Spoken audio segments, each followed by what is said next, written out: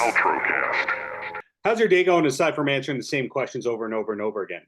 I'm having a great day. I'm in Paris right now. I'm just promoting a video game I did, Space Marine 2. It's a Warhammer 40K game. So I'm in Paris just before the Olympics, which is crazy, but it's Paris, so I'm happy. Wow, so you have to update your Instagram bio yet again.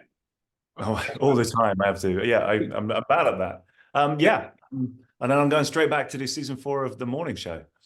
Wow, because it says, Viking, pirate, knight, outlaw, soldier of fortune, shepherd. It doesn't say logger. It doesn't mention that video game. So clear cut's not in there. What are we doing? I know, yeah, I suppose. But if you've seen the film, Jack's not a very good logger. Still, logger is a logger. So how much of the Jack character is there in you, the human being? A lot. I mean, I kind of feel like I always trying to make my characters as human as possible, and when it comes to action, I think I'm always turned off by the characters that do superhuman things when there's no explanation for it in the script. And this guy is just a guy, and what he goes through in the script, he's wading through lakes and streams, he's falling down cliffs, he's getting beaten up, then falling down, getting back up again, getting beaten up again, smashing into cars. All of it is just spontaneous things that happen to him. He has no training for any of this. So I'm like, there is no stunt guy on this film. So I'm doing it all myself. But I'm like, this is it. I'm going to make it as real as possible. Obviously, I've got pads hidden underneath all my body so I don't break real bones. But this guy, when he gets shot, he bleeds. When he trips over and falls down a cliff, he's limping. And he's literally limping and pulling himself over the finish line.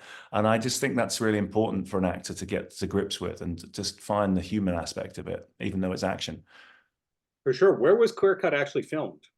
In Vancouver Island, which was just beautiful in itself. We were really cut off from everywhere.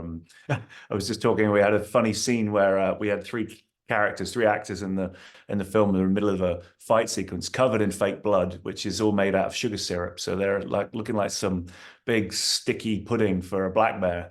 And I'm walking around the corner and there's a black bear just climbing up a tree, and you're like, whoa, okay, this is where we're filming. So there really were dangers offset as well as on. It sounds like the exact opposite of the morning show when it comes to production and setting. It is. I mean, it is in every way. I was joking when I finished this film. I went through so much that I went to see my chiropractor after I finished filming, and he was like, "Dude, what have you been doing to yourself?" I mean, like my adjustment was like, and I said, "Look, the next thing I'm going to do is going to be like the Queen's Gambit. I'm just going to play chess. I just want to sit at a table and go knight to queen 7, or whatever you do in chess. I don't know. And I don't want to pick up a gun or get hit by anyone. And my dream came true because I get to be in the morning show and acting with some fantastic actors, and I don't actually have to do any action for once. So I get a breather. It seems like an easy payday for me. Well, you just called it out. You are very hard to typecast at this point in time. Well, that was my plan. I want to spin as many plates as possible. When I was at drama school, they always said to me, I'm a character actor in a leading man's body. And I've kind of taken that through my whole career. I'm like, I never want to play the vanilla guy. I don't want to play just the boring rom-com guy or whatever. I want to, play other people. I want to push it as far as I can with the human condition. And I've managed to do that so far with certain characters like in Rollo and Vikings, and I got to do Taken, and then I've even got to do this weird film in Australia where I play a 55-year-old drunken alcoholic sailor in the 50s, which I filmed when I was, 32 years old, which is quite cool. So I'm trying to surprise people.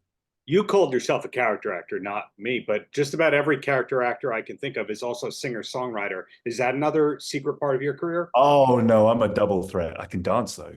That's something I Oh, haven't put on screen. I can't sing to save my life. I can sing a bit of Elvis now and again, but I can dance. Having said that, I am marrying the beautiful Lucy Martin, who was also in Vikings. She's a trained ballroom dancer, so I get intimidating now. And I'm like, she's like, "Can you dance?" And she's like doing salsa and tango around the room, and I'm like, "Okay, maybe I can't dance as well as I think." double threat. They more people should call themselves double threats and not triple threats, to be honest. Double So threat. I admire your Or modesty double right threat. there. So to recap what I learned, there's Clear Cut. You're in France promoting a video game thing. You're in Australia for that role. Is there anywhere you haven't filmed yet that you're still hoping a call will come? So you go there instead of paying for a vacation? That's a good one. Bali would be fun, wouldn't it? Getting lost, or something like Vietnam jungle or something like that. Also, I've been to Iceland, but I'd love to film in Iceland. It's pretty special place. There's loads of places. It's my thing. I love traveling. That's the I'm not really a materialistic person. I want to just get out there and see the world. So I mean, when I was a boy, my dad's a welder. I was a working class boy, and I think we didn't leave the country. I never left the country until I came out of drama school and started booking acting jobs and traveling the world. So it's kind of been a dream come true, really. This job lets me see the world, but also from a different angle. You don't necessarily get to do what the tourists do. You can sometimes get taken to some really crazy areas to film and get to see it from a different aspect.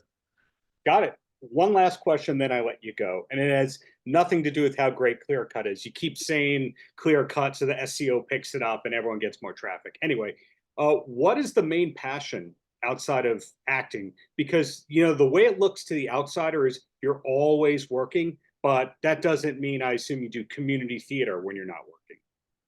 I got lots of passions. I mean, it's important, I think, when your hobby becomes your job, to find other things to kind of escape. And I love scuba diving. I love the ocean. I'm a big passionate conservationist when it comes to the ocean. I work with a charity called Sea Shepherd. I've got my kids, my beautiful wife to be, and what else? I mean, nature is my passion, really. I mean, if you can't find me at home, you know, learning lines and rehearsing scripts, then you'll probably find me on some hike somewhere in the middle of nowhere. Wow. Okay. That is definitely the exact opposite, again, of the morning show. So that's what I mainly have learned today. But thank you for your time, Clive. Looking forward to everything that's to come, whether you're hurting somebody, hurting yourself, taking abuse, whatever it is, looking forward to it. I don't know what happened to me. What happened to me in my childhood is like he just wants to keep getting abused on set. He wants to just get beaten up, and yeah. Well, it's a metaphor for I your need to see a therapist, I think. There's When some you're- deep set trauma in there somewhere. You love rejection. That's why you became an actor. That's That's true. Paltrocast.